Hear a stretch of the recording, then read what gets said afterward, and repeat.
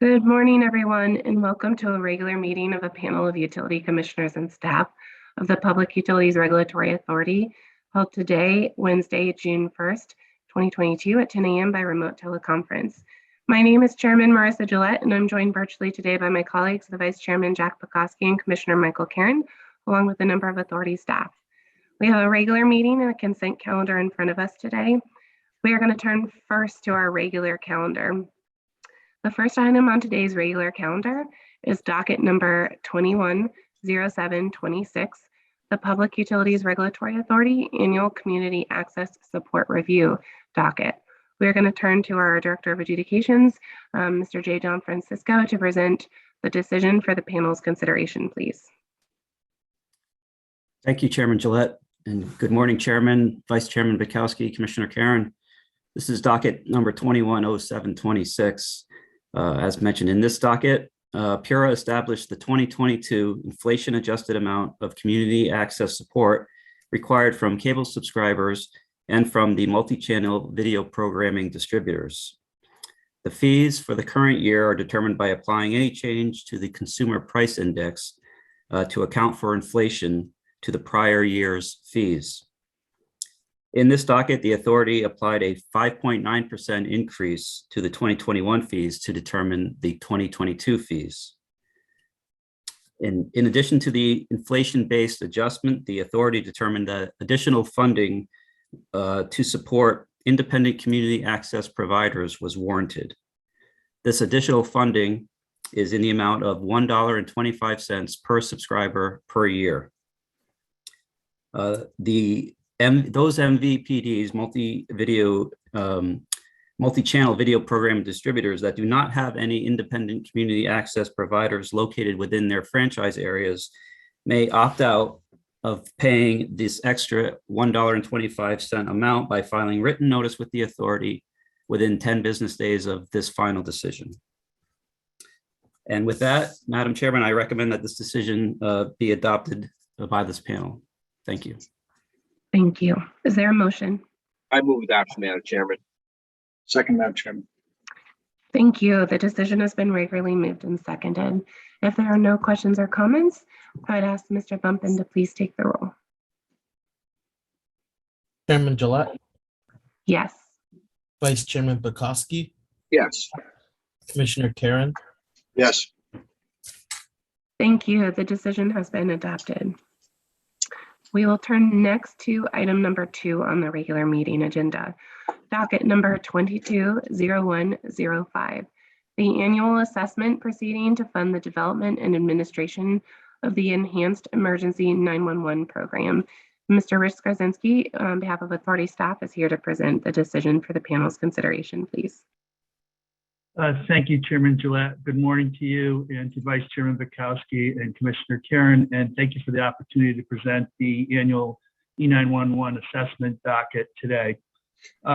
This is pursuant to Connecticut General Statute 16256G, in which the authority is tasked to conduct an annual proceeding to determine the monthly fee that will be assessed on each wireline, wireless, and voice over internet protocol or VoIP service to support and fund the development and administration of the state's Enhanced Emergency E911 program. Specifically, the monthly fee supports the Department of Emergency Services and Public Protection, or DESPP's, proposed operating budget for fiscal year 2023, which covers the period from July 1st, 2022 through June 30th, 2023. And in order to do that, the authority issues annual interrogatories to determine the number of lines, active service lines as of January 1st in 2022. And this information is combined with the budget to calculate an amount. Just to touch on the budget very briefly, on May 16th of 2022, DSPP filed its final fiscal year 2023 operating budget with PURA, which they are required to do.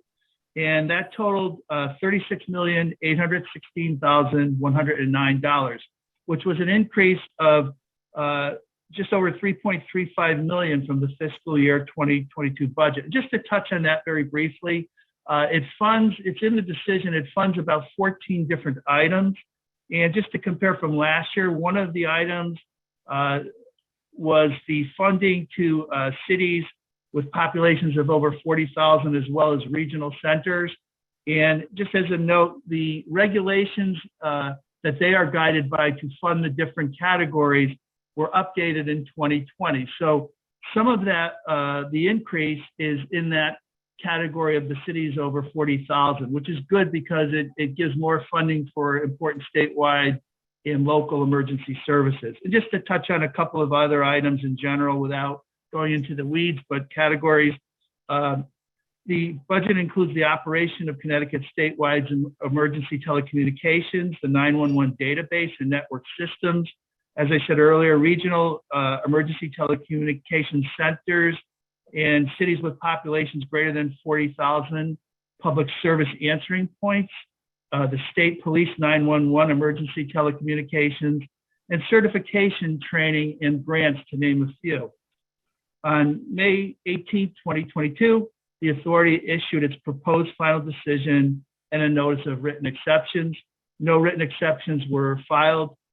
Prior to that, apologizing the sequence here, in March, we issued for a notice of hearing and on request, and there was no request for a hearing. So just procedurally, there was opportunity for parties to comment or to have a hearing, and none was requested. So the determination by the authority is that the single line monthly subscriber 911 fee assessment should be 70 cents based on the budget. And this is a 4-cent increase from the current 66 cents, single fee charge. Connecticut Agencies 2824-8A prescribes a progressive wireline service schedule used by PURA. So in other words, for up to different multiples of lines for wireline services, the rate per line goes down. But for wireless, it is the 70 cents regardless of the number of lines. So the single line assessment, which is the key thing here, is 70 cents. And then, as in past years, we will require the service providers to provide quarterly reports in terms of their payments that are remitted for 911 to support the budget.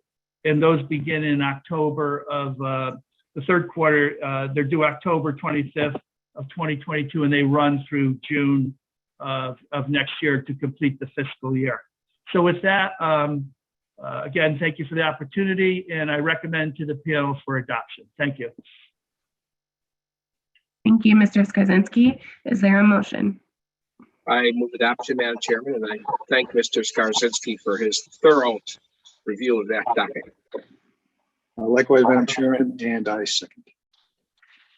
Excellent, thank you. The decision has been regularly moved and seconded. Mr. Bumpin, could you please take the roll? Chairman Gillette, Yes. Vice Chairman Bukowski, Yes. Commissioner Karen, Yes. Thank you. The decision has been adopted. So let's turn next to the consent calendar. There are 17 items on today's consent calendar. Is there a motion? Madam Chairman, I so move today's consent calendar, items 1 through 7. Second, Madam Chairman. Thank you. Today's consent calendar items 1 through 17 have been regularly moved and seconded. Mr. Bumpin, could you please take the roll? Chairman Gillette, Yes. Vice Chairman Bukowski, Yes. Commissioner Karen, Yes. Thank you. The consent calendar has been adopted in full. That brings us to the end of today's regular meeting agenda.